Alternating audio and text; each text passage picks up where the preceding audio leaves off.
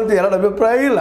ಆದರೆ ಅದಕ್ಕೆ ಕಾಡನ್ನು ನಾಶ ಮಾಡೋದು ಎಲ್ಲಿ ನ್ಯಾಯ ಅನ್ನುವಂಥದ್ದು ನಾವು ಇವತ್ತು ಸೂಕ್ಷ್ಮವಾಗಿ ಮತ್ತು ಸ್ಪಷ್ಟವಾಗಿ ತಿಳ್ಕೊಬೇಕಾಗಿದೆ. ಆ ನೆಲೆಯಲ್ಲ ನಮ್ಮ ಗವಾಯಿ ಅವರು ತೆಗೆದುಕೊಂಡಂಥ CJI ಗವಾಯಿ ಅವರು ತೆಗೆದುಕೊಂಡಂಥ ನಿರ್ಧಾರ ಭಾಳ ಯೋಗ್ಯದ. ಯಾಕಂದರೆ ಇವತ್ತು ನೋಡ್ತಾ ಇದ್ದೀವಿ ನಾವು ಅದ್ರ ಪ್ರಭಾವ ಎಷ್ಟಾಗಲಿಕ್ಕೆ ಅಂತೇಳಿ ಈ ರಾಜಕಾರಣಿಗಳ ಅಪವಿತ್ರ ಮೈತ್ರಿ, ಬಿಲ್ಡರ್ಗಳ ಅಪವಿತ್ರ ಮೈತ್ರಿಯಿಂದಾಗಿ ಏನೇನೋ ವಾಣಿಜ್ಯೊಳಗೆ ಹಾಗೆ ಮಾಡ್ತೀನಿ ಹೀಗೆ ಮಾಡ್ತೀನಿ ಅಂತೇಳಿ. ಅಲ್ಲರಿ ಈ ಕಾಡಲ್ಲಿ ಇರೋರಿಗೆ ಕಾಡಲ್ಲಿ ಇರ್ಕೊಡ್ತಾ ಇಲ್ಲ, ನಾಡಿಗೆ ಹಟ್ತಾ ಇದ್ದೀರಿ ಅವರನ್ನು. ಈ ಕಾಫಿ ತೋಟಗಳನ್ನು ಸಾವಿರ ಎಕರೆ ಮಾಡಿಕೊಡೋದು ಅವಶ್ಯಕತೆ ಇತ್ತ ಅಂತ ಅದು ಸಾಕಷ್ಟು ಪ್ಲಾಂಟೇಷನ್ಸ್ ಮಾಡಿ ಪ್ಲಾಟ್ ಮಾಡಿ ಮಾಡ್ತಾ ಇದ್ದಾರೆ ಅವರು, ಈ ಕಾಫಿ ತೋಟ ಬೆಳೆಗಾರರು. ಇದಕ್ಕೆ ಸಾಕಷ್ಟು ಅಲ್ಲಿ ನೀವು ಕೊಡಗಿಡಕ್ಕೆ ಹೋದ್ರೆ ನಿಮ್ಗೆ ಸಿಗ್ತದೆ.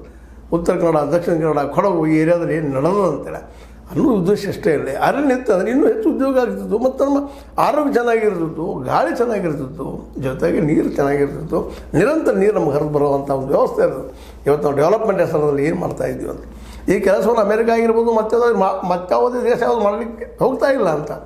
ಇವೇನು ಅಂಡರ್ ಡೆವಲಪ್ ಇದ್ದಂಥ ಥರ್ಡ್ ವರ್ಲ್ಡ್ ಕಂಟ್ರೀಸ್ ನಾವು ಕರಿತೀವಿ. ಈ ದೇಶದಲ್ಲಿ ನಾವು ಹೆಚ್ಚು ಕಾಣ್ತಾ ಇದ್ದೀವಿ.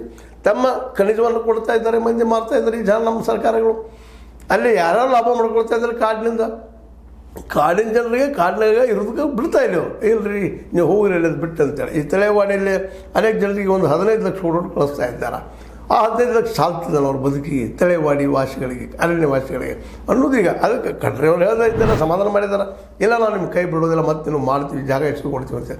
ಹೌದು, ಅವ್ರಿಗೆ ಸಮೀಪ ಇದ್ದಂತೆ ಮತ್ತೆ ಅವ್ರ ಜಾಗ ಅವ್ರು ಇಸ್ಕೊಂಡು ಒಂದೇ ಕಡೆ ಹೋಗಿ ಬದುಕು ಮಾಡ್ತಾರೆ, ಅನುಕೂಲ ಮಾಡಿಕೊಟ್ಟು ಬಿಡ್ರಿ ಅವ್ರಿಗೆ ಅಂತೇಳಿ